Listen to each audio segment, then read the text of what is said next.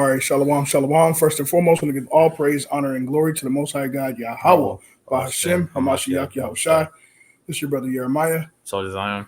This is Son of Jacob Tulsa. We're coming to bring you this lesson real quick over a daydream and a night vision to help give people a little bit more understanding on the dreams and the visions that you may have.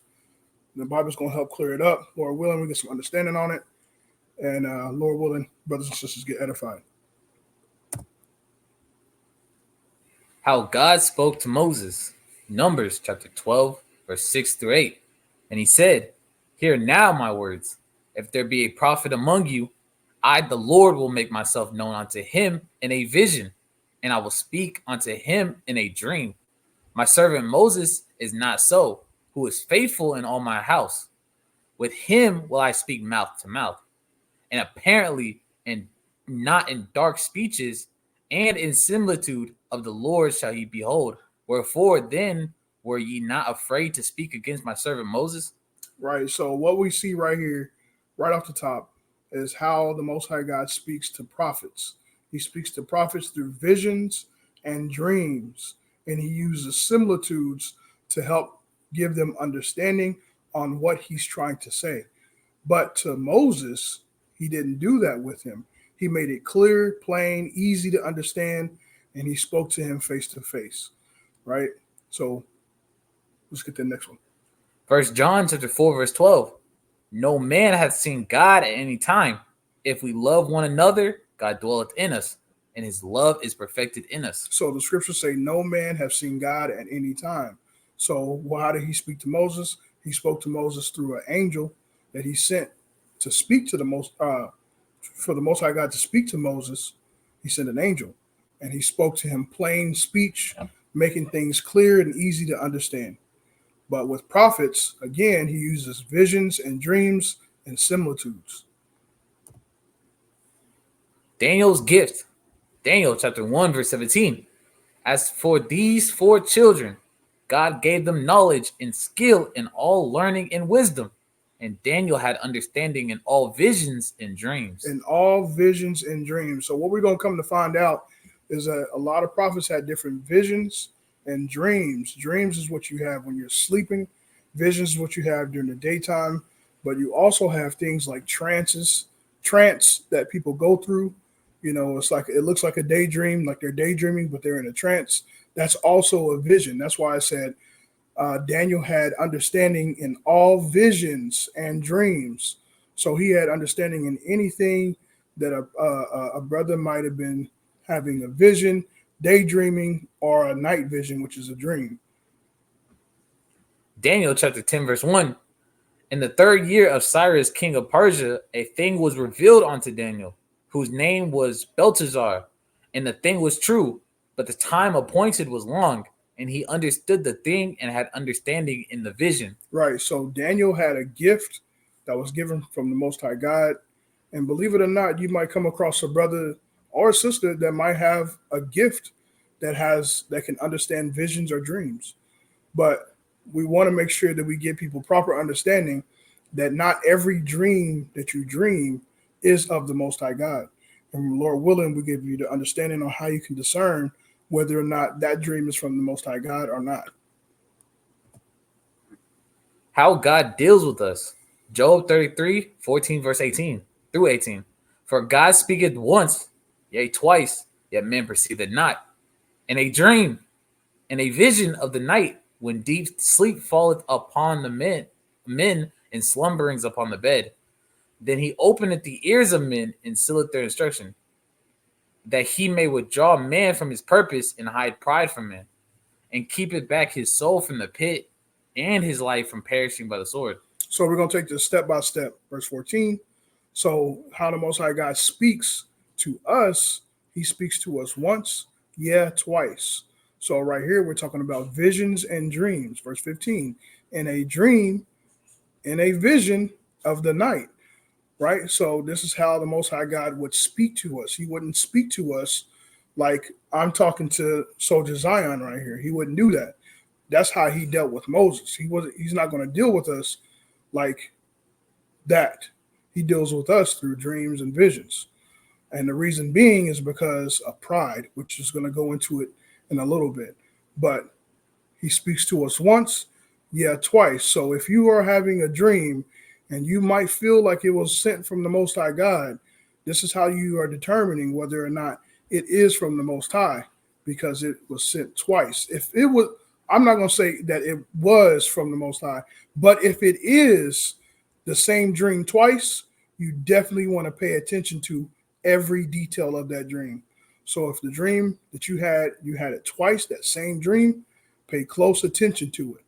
But in verse 15, it says, in a dream and in a vision of the night, right? So deep sleep fall up upon man. So this is how the Most High God has to deal with us, deep slumbering of the bed. He has to deal with us that way. And it's going to go into, it says, he sealeth the instructions, and sealeth the instructions, right? That's how, when you are in your deepest sleep or in a vision, there's no pride in you. You're not able to question God or have the conversation or, I told God this and I told God that. You don't have that pride to be able to talk to God back. So this is the time where pride is not in you, when you are in your deepest of sleep, or when a person is having a vision or a trance. This is when the Most High God can actually deal with a person, because there's no pride in him. Verse 17, which is going to explain it too, it says, that he may withdraw men from his purpose and hide pride from him. So that's when that's when there's no pride in you. That's how the Most High God can deal with you, because pride isn't in you at that point. You're not able to do the things that you normally would if you were awake. And he hides your soul from the pit and from the sword, right? From perishing. Pride cannot stand before God. Ecclesiasticus chapter 10, verse 7, 12 through 13. Pride is hateful before God and man, and both does one commit iniquity. So that's simple, easy to understand. This is why the Most High God has to deal with us this way, because pride cannot stand before God. A lot of people may think that, oh, I talked to God and he talked to me back. Well, that's not true, because there's pride there. And a lot of people can see and sense pride. And if people can see it and sense it, what do you think the Most High God can? But pride is hateful before God and man, right? The beginning of pride is when one departed from God, and his heart is turned away from his maker. For pride is the beginning of sin, and he that hath it shall pour out abomination. And therefore the Lord brought upon them the strange calamities and overthrew them utterly. So pride is the beginning of sin, and it's when you depart from the Most High God. This is why the Most High God is always telling us to be as humble as we can be, right? This is why we always, brothers, be doing lessons, beautiful lessons on being humble and not being prideful. Prideful separates you from the Most High God. You can't hear from him. You can't discern the scriptures properly because you might have pride. Dreams are mostly vain. Ecclesiasticus 34, 1 through 7. The hopes of a man void of understanding are vain and false, and dreams lift up fools. Who regarded dreams is like him that catcheth at a shadow and falleth after the wind. The visions of dreams is the resemblance of one thing to another. I'm gonna stop right there. So the vision of dreams is like a resemblance of one thing to another. This is why a lot of dreams are vain. You may think, oh man, I knew it was mama that told me that in my dream, and so it had to be her. No, it doesn't, because it's a resemblance of one thing to another. So it might be a mother figure in your life, or someone that might be related to your mother, but it won't be your mother. This is why dreams can be, a lot of times, are vain. So we have to be careful on our dreams and thinking that that dream is the one. That dream is the one that the Most High God, he told me this was. You have to be careful, because a lot of dreams are vain. You may think it's one thing, but it's really not.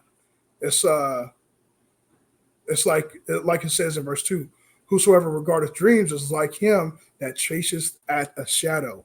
So you have to be careful. Verse 3. The vision of dreams is the resemblance of one thing to another, even as the likeness of a face to a face.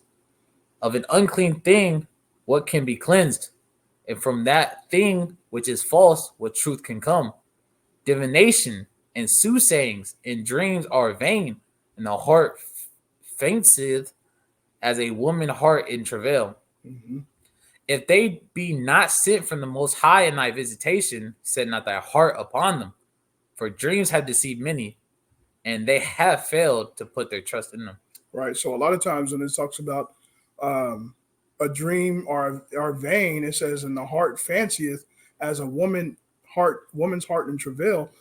She's That's the most pain that she's been in. Not only the pain, but her breathing, her heightency, her alertness. And this is why a lot of people, they might think, they might be so, it was such a real dream to them. They think that it had to be the Most High God speaking to them, but that's not always true. That's why you have to be careful. It is, if it's the same dream twice, if you had that same dream twice, you definitely want to pay attention to it. That's my point on this dream lesson, is if you have the same dream twice, definitely pay attention to it. So just because you had a real life experience in this dream and you swear that it, that's not necessarily true. Don't be deceived. Things can affect your dreams. Ecclesiastes 5 and 3. For a dream cometh through the multitude of busyness, and a fool's voice is known by the multitude of words. So read that for me one more time. For Ecclesiastes 5 and 3. For a dream cometh through the multitude of busyness, and a fool's voice is known by the multitude of words. Mm-hmm. So this is how a lot of times being busy through your day-to-day activity is how dreams can come about. This is why dreams can be vain. So because you were busy that day, you had a lot going on, and then all of a sudden you took a quick nap and you think the Most High God spoke to you in his dream, but it's really just because you were busy throughout the day. There was nothing more, nothing less to it, just because your day was busy. Ecclesiasticus 31 verse 20. Sound sleep cometh of moderate eating. He riseth early, and his wits are with him. But the pain of watching and choler and pangs of the belly are with an unsatiable man. Right. So sound sleep cometh of moderate eating.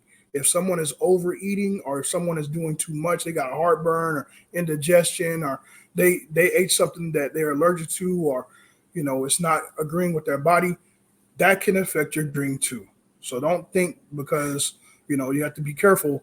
You had a dream, and now all of a sudden, you know, you find out it was something that you had ate that caused that dream, or because you were busy throughout the day is what caused your dream. You have to pay attention and be careful that it's not, you thinking it's the Most High God. Peter's vision, Acts 10:9-10. On the morrow, as they went on a journey and drew nigh to the city, Peter went up upon the housetop and prayed about the 6th hour. And he became very hungry, and would have eaten, but while they made ready, he fell into a trance. So Peter had a vision too, but it was called a trance. So this is something that I wanted to show y'all, that Peter had a vision, but it was called a trance.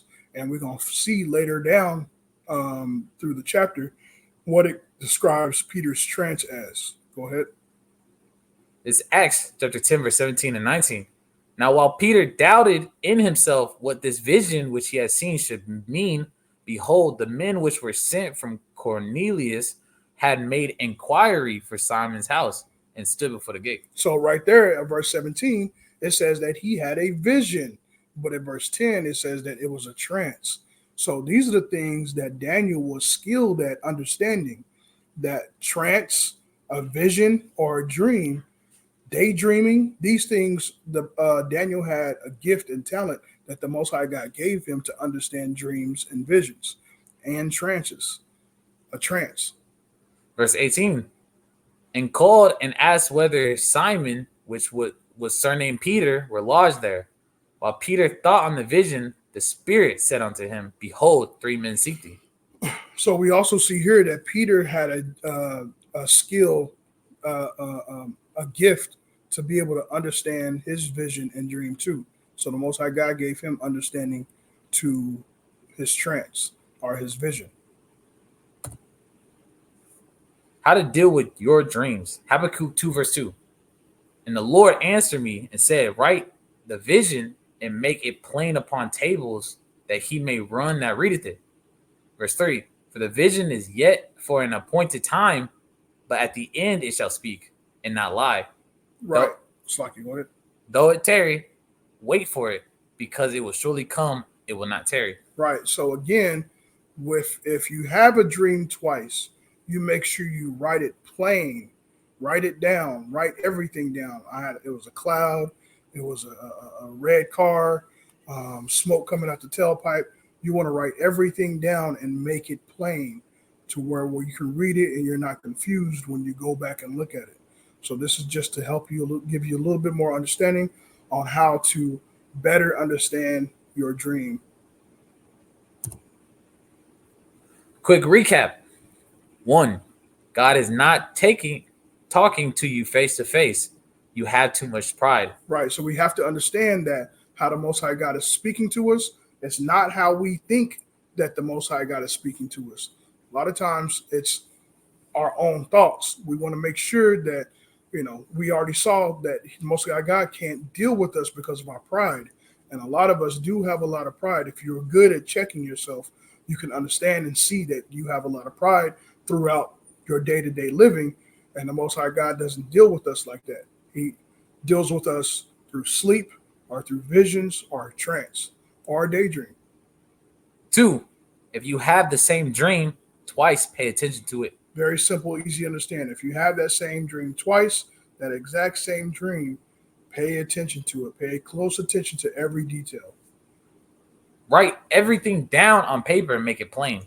Very 3. easy. Go ahead. 4. Not every dream is the one. Right. A lot of people think because their senses was heightened, their heart was racing, it was so real. It was so real to them and had to be from the Most High God. That's not always true. A lot of dreams are just vain.